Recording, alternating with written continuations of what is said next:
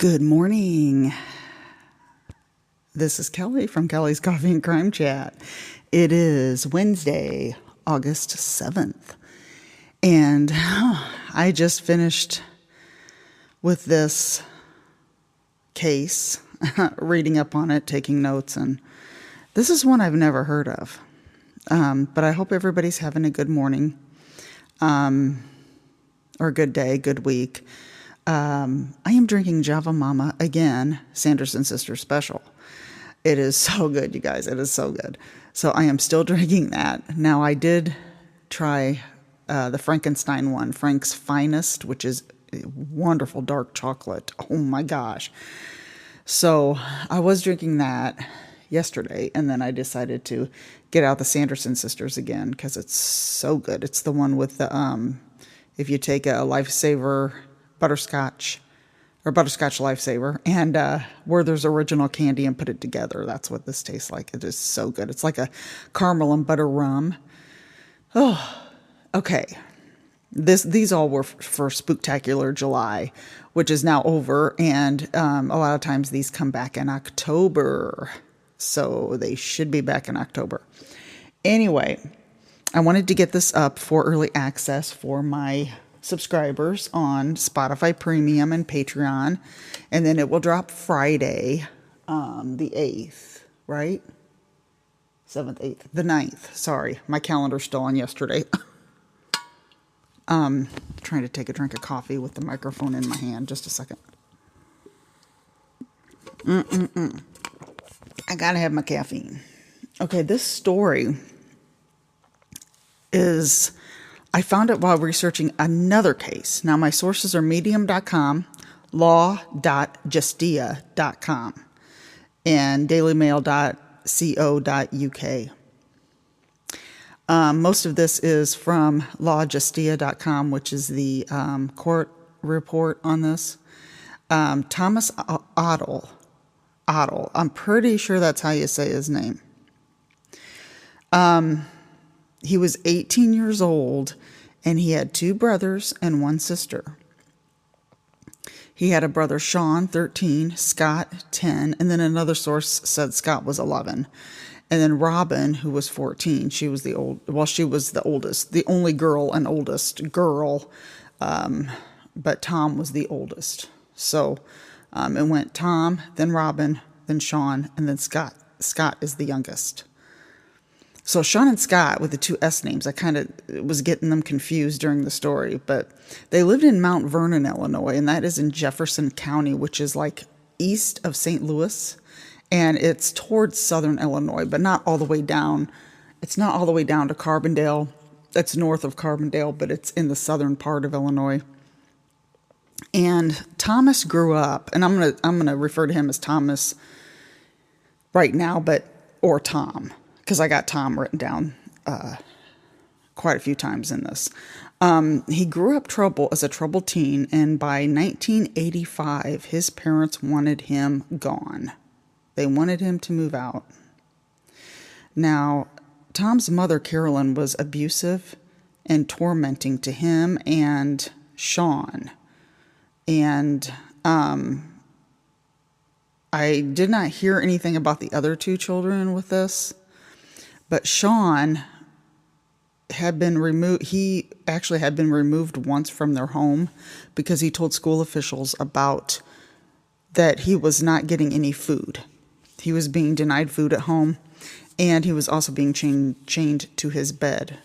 His father, Robert, did absolutely nothing about this to stop this. Now, Tom was supposed to move out on November 8th. Now, his dad told him he had to move out by 4 p.m. that day. Because I guess 4 p.m. must be when he gets off work, I think I read. But, so he had to be moved out by 4 o'clock that day on November 8th. Well, he didn't. He woke up that morning around 9:30 a.m., This is Tom, and his father, Robert, was the only one home at that time. This is 9:30 a.m. So Tom got up, took a shower, and went in the kitchen where his father was. he got something to eat, and this was when he took the butcher knife from a rack, and he went back up to his room, he hid the knife into his pants, and went back down into the kitchen, stabbed Robert in the right side of his throat. Robert went to reach for the phone, but Tom waved him off with the knife, telling him to stay away from the telephone. Robert then sat down in the kitchen chair, and Tom stabbed him on the left side of his throat and his stomach. He dragged Robert's body to the bathroom and laid towels on the floor to cover the blood, since his mother was due to be home at 11:30. And then he also cleaned up with a mop. I also forgot to mention at the beginning, there's going to be some trigger warnings in here, just to let everybody know. And I'll name them, or I'll announce, or not announce, but I will tell you before I get to those parts. But he cleaned up with a mop because he wanted to get this blood cleaned up before his mother got home. So when Carolyn got home, Tom hid behind the back door. And when she came in, he stabbed her, and she ran into the living room while he was still stabbing her. So she was trying to get away from him. He took her toward the bedroom and told her to look at Dad. Now it said bedroom in the court document, but he put him in the bathroom. So I don't know if this was a mistake or what, but she fell to the floor dying at this time when he told her, look at Dad. So Tom put her body on the floor at the foot of her and Robert's bed. So she's in the bedroom. He changed clothes, washed the clothes he had, and changed it into new ones. And then at noon, he went to see his girlfriend, Teresa, at the high school. And I read in the court report that there was another couple that he was friends with, which I'm going to name off later. And he stopped to talk to them at the high school. He said, hey, my parents have gone out of town for the weekend. They're giving me the car. They're going to let me have the car. We can go party, blah, blah, blah, blah, blah, whatever he said. So that's what he did. And I guess Teresa noticed that she told him that it looks like you got something on your cheek, which was blood. And he wiped it away. And I don't know if he said it was paint. That's been his excuse through this. But he got back home around 2:00, cleaned the blood from the refrigerator, the floor, table and chairs, and the TV. And then he sat down and watched the TV. So he's just sitting there watching TV. Parents are, deceased in the bedroom. Okay, so here's a trigger warning, just to let you know. If you don't want to hear this, it involves the siblings. And if you don't want to hear this, you can fast forward a few minutes. I mean, it might take, I don't know, maybe a couple minutes, I'd say. At 3:10, his brother Scott came home and asked about the blood on the walls. So he must not have gotten it cleaned up very good. Tom told him it was paint and that his mom and dad left for the weekend. Tom told him to go to his room, which was also his room and their brother Sean's. So Tom started strangling Scott when they got to the bedroom. His hands got tired, so he took a pair of pajama bottoms and used that to strangle Scott before dragging him into their parents' room and laying him by his mother. He went to pick up Robin and Sean from school. Now, see, his mother usually did this. So he went to pick them up. Now, they must have went to a different school because Scott here is the youngest. So he went to go pick up Robin and Sean from school. He blindfolded Sean once they got home, took him to the room where Carolyn and Scott lay deceased, and tied his hands behind his back with a towel. Tom then stabbed Sean 3 times, in his throat, in the cheek, and in his head. Tom left the room to get Robin, but heard sounds from Sean, so he went back and stabbed him in the head again and in the back of his neck. He changed clothes again and he got Robin and told her to come into the bedroom where Carolyn, Sean, and Scott were. And Tom put his hands over her eyes. Now, I don't know what he told them before he walked them into the room. I mean, blindfolding his brother and then putting his, I don't know if he said there's a surprise. I don't know what he said. But he put his hands over her eyes as they entered the room. He took his hands away and stabbed her in the side of the neck many times and in her side. Tom saw that his hands were cut from stabbing when his hands had slipped onto the blade of the knife. And so this was when he was stabbing him in the head. So he washed up, changed clothes, and took his dad's car. After driving around for about an hour, he picked up his girlfriend, Teresa Blevins, at a gas station, which was by the school. And I think that he had told her, be at the gas station, I can come pick you up. And this couple that they were friends with were at a motel. And they went there for a while, and I don't know if they were partying or what. But then Tom and Teresa went and went to another hotel for the night.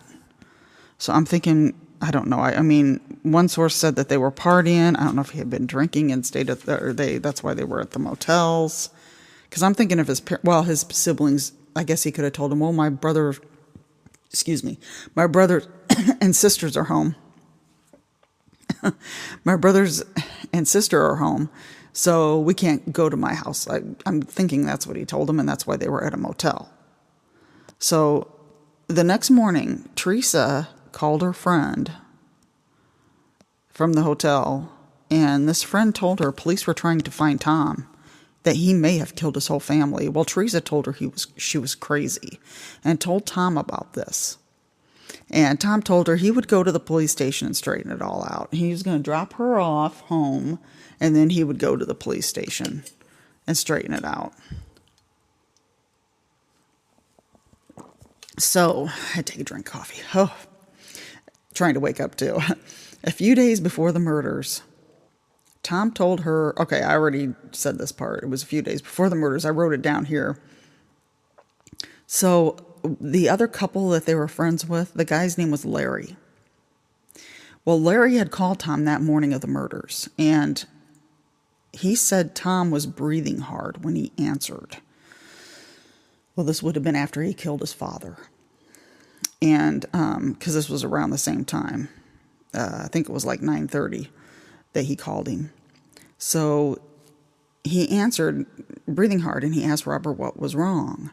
And Tom said that Tom told Larry that he spilled red paint and he had to get it cleaned up before his dad come home. Well, during his confession, see, he confessed all of this when the police got him. Tom confessed it all. And they asked Tom why he killed his brothers and sisters, and if he was so upset that his parents wanted him to move out of the house. See, Tom already told him his parents got on him for every little thing he did, and he'd had it with them. But he said he killed his siblings because nobody would take care of the children. And then they asked, well, somebody would take care of them. You got grandparents, you got other people that would take care of them. And he said, well, they'd run and tell. They would tell on me. But he confessed. But then I guess he wouldn't have been able to go party that night. That's what I'm thinking. I don't think he planned on confessing because he said after the whole motel, after they got out of the motel, he was just going to drive around. That's all he was going to do. I didn't hear like where they arrested him at, if they got him. If they found him driving around, because I don't think he went to the police station. I don't really know.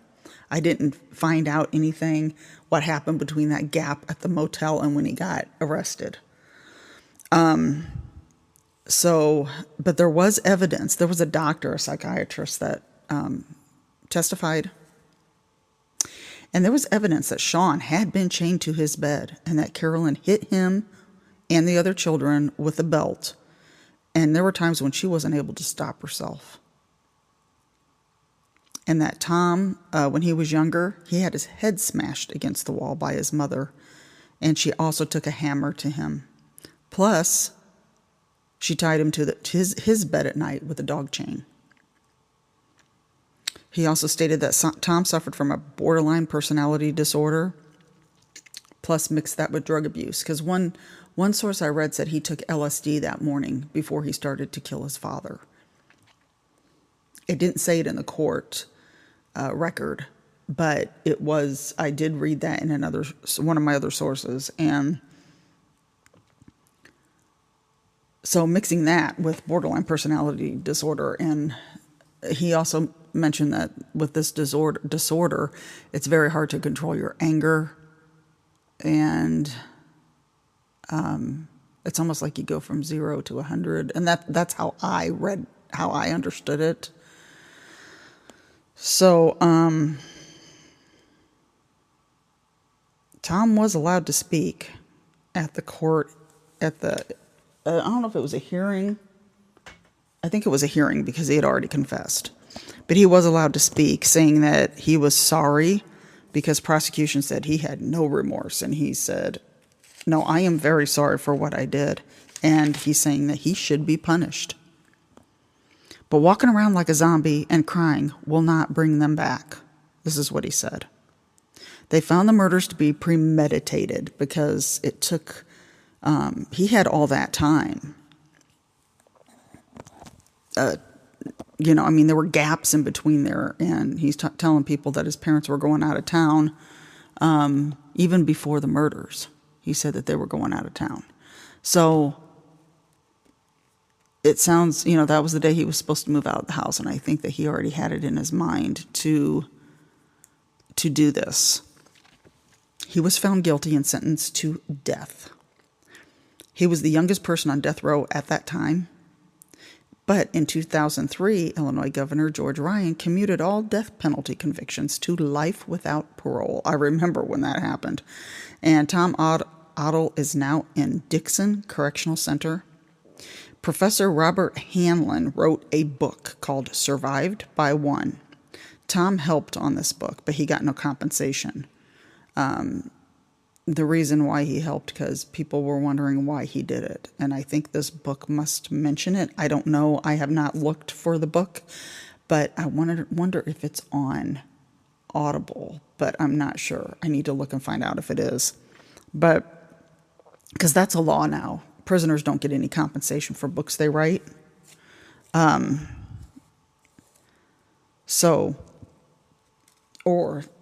Or that they help on with any books about the case. They don't get compensated for it, which is good.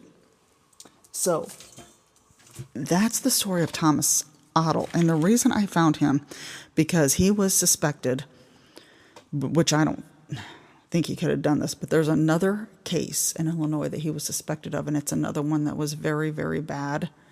And I am going to do that case. I just don't know when. It might be next week. I'm not sure. I do have to get the second episode up for the bonus episode for Patreon and Spotify Premium. Let me see. So I've got some time to do that in the middle of August. So I'll probably do that. I'm just not sure yet what case to do, because there's quite a few of them that I've got in my mind that I'm thinking of. But if anybody has any suggestions, please let me know. I have my email in the show notes, Instagram, Facebook page, all of that. It's a Facebook group, actually, and it's a private group. So, but if anybody has any suggestions, please let me know. And I hope everybody has a wonderful, wonderful rest of August. We just watched the Beverly Hills Cop movie, the new one, Axel F, on Netflix last night. It was so good. I wouldn't say it's the best, of course, but it was good. It was good for one that hasn't been filmed for, well, the franchise hasn't been done for quite a few years, but it was very good. I really liked it. It was entertaining. It's a movie to watch. I cannot watch the Ghostbusters movie on there because it says I have the subscription with ads, and it says it cannot be. You have to up the subscription to non-ads to watch it. I don't know why. It says licensing restrictions. I don't get it. So my husband was kind of disappointed. It's like, well, we can't watch that one, so we can watch Axel F. But I've never seen that on Netflix. If you've got the ads, I've never seen one pop up that say you can't watch this because you've got the membership with ads. It's still the same movie. So I don't know. But anyway, that's really all I've been doing besides crafting. Being home from work, I'm crafting and all of that. And that's basically taking up my days right now. But today I've got some other things to do. I have to go to a visitation. Well, it's a gravesite service, not really a visitation. It's a gravesite service, my mom's friend. And so we're going to do that today. But I hope everybody has a wonderful, wonderful week and the rest of August, of course. But of course, I'll be back for another episode soon, hopefully next week. I just got to figure out which one I'm doing. I might do the one that this guy here, Thomas, was linked to. And I don't understand why they thought he did this other one, but that is all for today. Have a wonderful rest of the week. And I hope it's cooled down where you are. Pretty cooled down pretty much over here yesterday. So it was so nice to get a break in that hot weather and humidity. Oh my gosh, it's been horrible. So everybody have a wonderful week, and I will see you next time.